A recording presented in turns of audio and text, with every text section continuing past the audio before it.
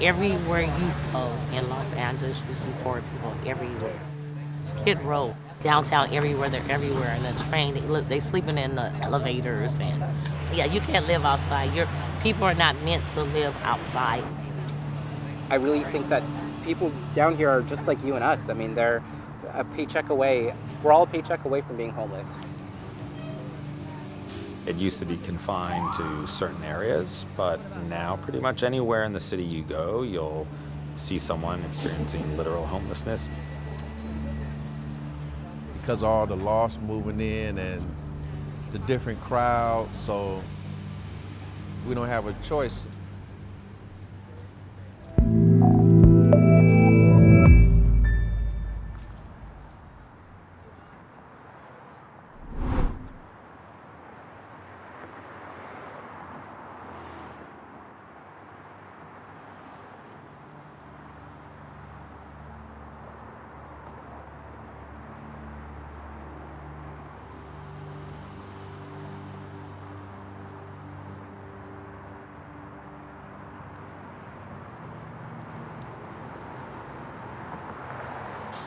You know, every time I see the Dow Jones tick up another 1,000 points, I know that all these people in the bottom rung are going to drop off.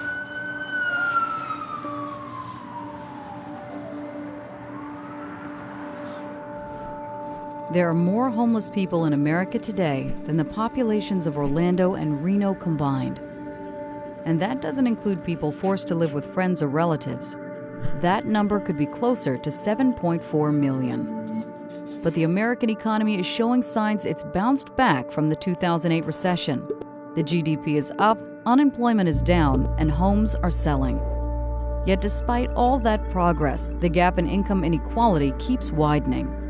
Since 1980, the world's richest 1% have taken larger and larger shares of the world's income, while the bottom half has taken smaller and smaller slices of the pie. This pattern is pushing more and more people to the financial brink. Estimates show that 150 million people worldwide may be homeless. Another 1.6 billion don't have adequate housing. So what got us here? For one, housing prices have skyrocketed while ordinary people's incomes stagnate. To afford an average rate apartment in the U.S., a person must earn at least $16.35 an hour. That's more than double the federal minimum wage. There's no magic bullet, but innovative solutions are being tested around the world. The most promising are designed to tackle homelessness from all angles: housing, substance abuse, health, and social isolation. There's the Housing First movement. That means putting a roof over people's heads, then tackling issues like mental illness and addiction with support services. It's worked for Finland and Denmark. While homelessness rises across Europe, it's declining in those countries. These new ideas are promising. And as global wealth grows, new solutions and ideas are arising to tackle the complexity of homelessness. However, if applying these solutions aren't made a priority on a global scale, then the millions of those who are homeless may likely continue to grow.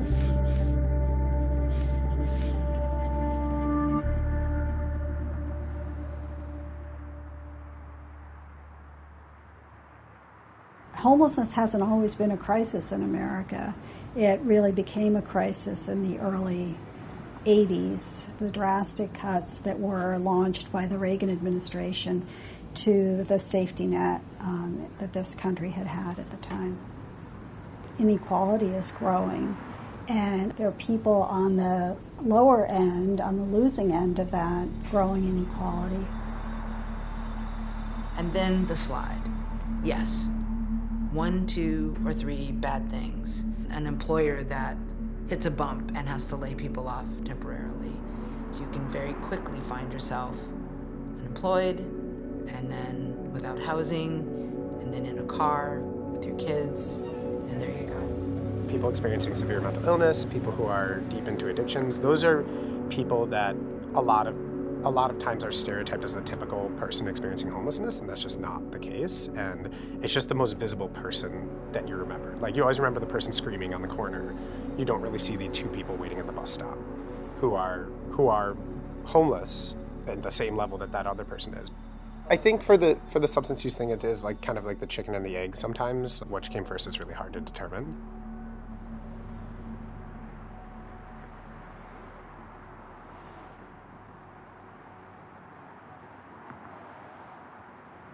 So the county plans to displace over 1,000 people from the Santa Ana riverbed, and currently offers no more than half a dozen beds that are actually available for people down here. There is no option. There is no alternative. I actually ran away from Orangewood Children's Home, and I just found a place where I can seek refuge, and I ended up staying in Tent City in Anaheim. It might seem all kind of trashy in here, but it really is trashy actually. But a lot of it is actually set up. Life is how you make it. I worked for DHL 5.5 years.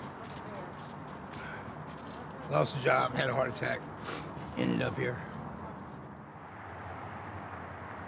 We have issues, like everybody do, but for the most part, we try to get everything together to keep a stable place. Try to keep the place clean. It's difficult, but we do it. I came out here in 2016, January. I had an apartment with my daughter and my husband. I was doing project management at Keating Construction, so it was a good job. And then he lost his job, and slowly after that, I lost my job. So I gave our daughter to my friend, and we moved out here. I built it from here all the way to the end to where the playground is at. This is all us, this is my family that moved out here. Everyone deserves to live somewhere, and with other people. We shouldn't have to be finding a parking lot corner in the dark and going to sleep for the night and then being woken up by the police. That's how we live. I don't sleep in a sleeping bag on the ground because I don't think I should have to. There's a lot of intelligent people on this trail.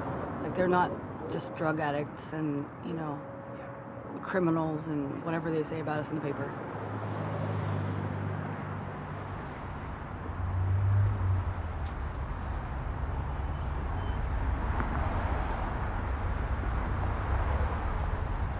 There's a lot of questions in there that are really super sensitive questions. The most sensitive questions to me in the survey is the questions about whether they've experienced sexual abuse. There's a good amount of questions like that. And I just remind them I didn't make up these questions. I'm just doing my best to get through the survey and there's a lot of questions specific to how long they've been homeless, how they're spending their nights, whether it's in a tent or a makeshift shelter like cardboard or things like that. So it's really important every year to get some idea on how many are out there.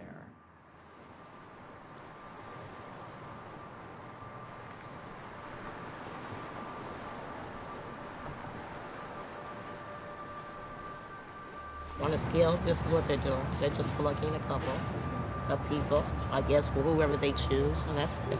Just a few, and that's it. And then they're just putting them in their place, but everybody else is out there.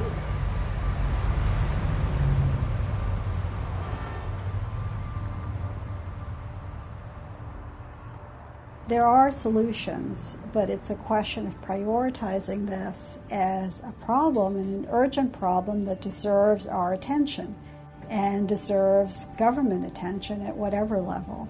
Housing first, and then address any other needs after that. The problem in LA is certainly not unique. Homelessness is a crisis across the country. And what you saw in LA is just one example of that. LA has very high housing costs, and that really is what is driving homelessness there, but that's true of many other cities. And the cost of living has not caught up with the cost of housing, and that's driving homelessness. And it's a national crisis. It's not being addressed. Communities can still take action on their own. Instead of sending police out to sweep people away, for example, they can take those funds that they're using to fund the police to do that, put those funds into housing. actually costs less to fund housing than it costs to send police out, to engage the court system, to use a criminal justice approach to homelessness is more costly than to actually solve the problem by creating additional housing opportunities for people.